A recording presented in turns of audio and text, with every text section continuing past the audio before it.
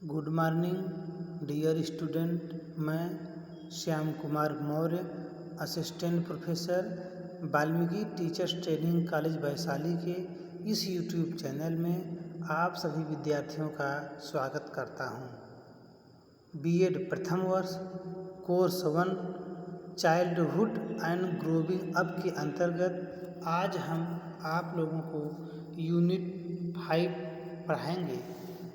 Unit 5 के अंतर्गत आज जो हम टॉपिक पढ़ाएंगे उसका नाम है वैश्वीकरण से हानि।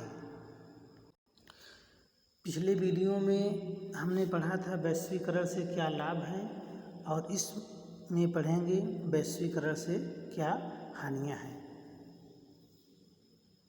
प्रौद्योगिकी और आर्थिक विकास के क्षेत्र में वैश्वीकरण ने विभिन्न समाजों की संरचना में काफ़ी परिवर्तन देखने को मिलता है। भारत जैसे विकासशील देश के सामने वैश्वीकरण ने अनेक गंभीर समस्याएं पैदा की है।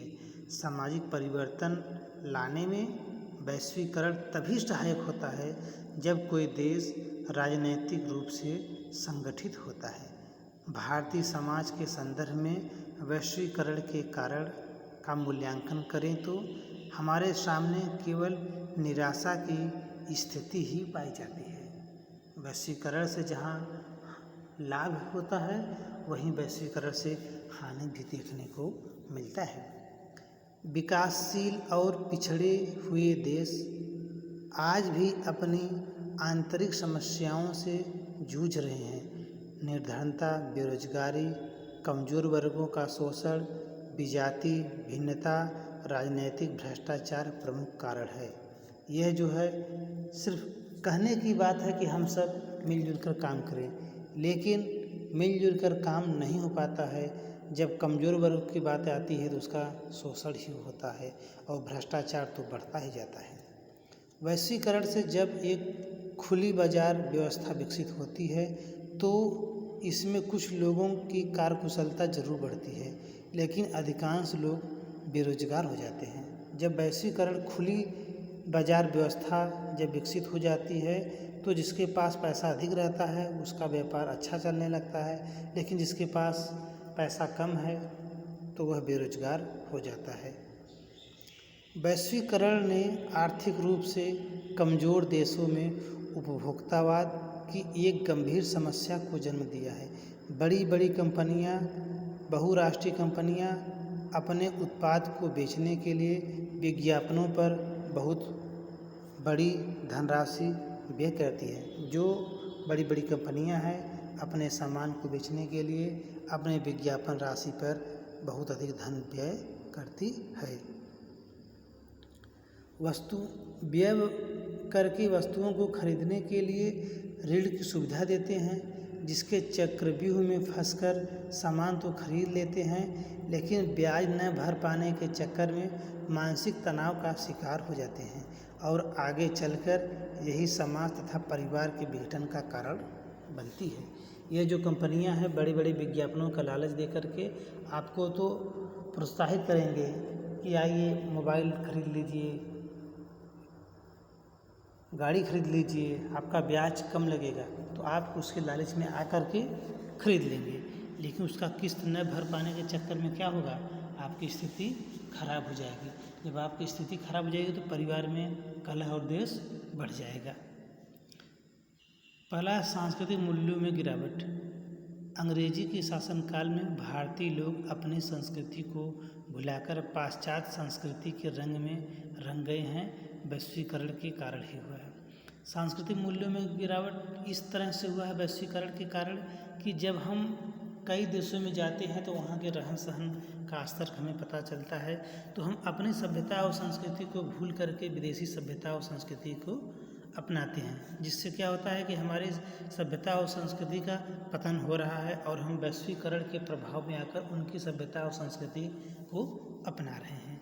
दूसरा है प्रतिभा पलायन। वैश्वीकरण के कारण विदेश जाने का अवसर मिलता है। भारत के प्रतिभाशाली युवा विदेशों में पलायन करके भारत के लिए एक दयनीय स्थिति पैदा कर देते हैं। जो भी यहाँ पढ़ने में अच्छा है, ब्रिलियंट है, वह क्या करता है, यहाँ से पढ़ लिख कर विदेशों में चला जाता है कि वहाँ पैसा अच्छा मिलता है भारत की अपेक्षा। तो जो हमारे अच्छी सी जो प्रतिभाएँ हैं, जो इंजीनियर हैं, डॉक्टर हैं, वो सब कहाँ चले जाते हैं? विदेश चले जाते हैं। मूल्यों में गिरावट। यदि विभिन्न देशों के बीच प्रतियोगिता हो जाती है तो प्रत्येक राष्ट्र स्वयं अधिकतम लाभ कमाना चाहेगा, इससे मूल्यों में गिरावट को बढ़ावा मिलता है।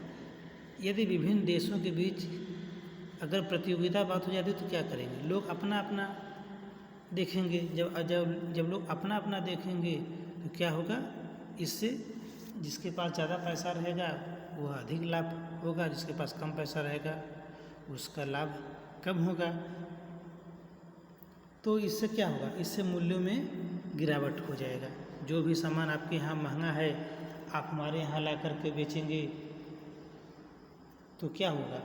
महंगाई, यदि आपके यहाँ सामान ज़्यादा है, आपके यहाँ महंगा बिक रहा है, हमारे यहाँ सस्ता बिक रहा है, तो आप अपने महंगे सामान को लाकर हमारे यहाँ बेचेंगे सस्ते दामों पे। तो हमारे यहाँ के जो रोजगार परक है वह क्या होगा? उसमें त्रुटि आ जाएगी। हिंदी भाषा की उपेक्षा। वैश्वीकरण के कारण अंग्रेजी भाषा का प्रयोग अधिक होने लगा है, जिससे हमारी राष्ट्रभाषा हिंदी की उपेक्षा हुई है। जब से वैश्वीकरण होता है, जो ग्लोबलाइजेशन होता है, इसमें इंग्लिश का प्रयोग ज़्यादा करते हैं, हिंदी का प्रयोग कम करते हैं, तो हमारे हिंदी की उपेक्षा हुई वहाँ पे। सामाजिकरण की प्रक्रिया धीमी। जब कोई व्यक्ति संचार के माध्यम से शिक्षा ग्रहण करता है तो धीरे धीरे समूह में रहने की प्रवृत्ति कम हो जाती है, जो उसके सामाजिकरण की प्रक्रिया को धीरे धीरे समाप्त कर दे। जैसे आप लोग यहाँ पे शिक्षा ग्रहण कर रहे हैं, 50 विद्यार्थी हैं, एक साथ ग्रहण कर रहे हैं। यदि आपको संचार की व्यवस्था की जाए तो यहाँ कोई एकत्र नहीं रहे, सभी लोग अपना अकेले शिक्षा ग्रहण करेंगे। तो सामाजिकरण की जो प्रक्रिया है वह क्या हो जाएगी? धीमी हो जाएगी। विकसित एवं विकासशील देशों की आय में अंतर। वैश्वीकरण की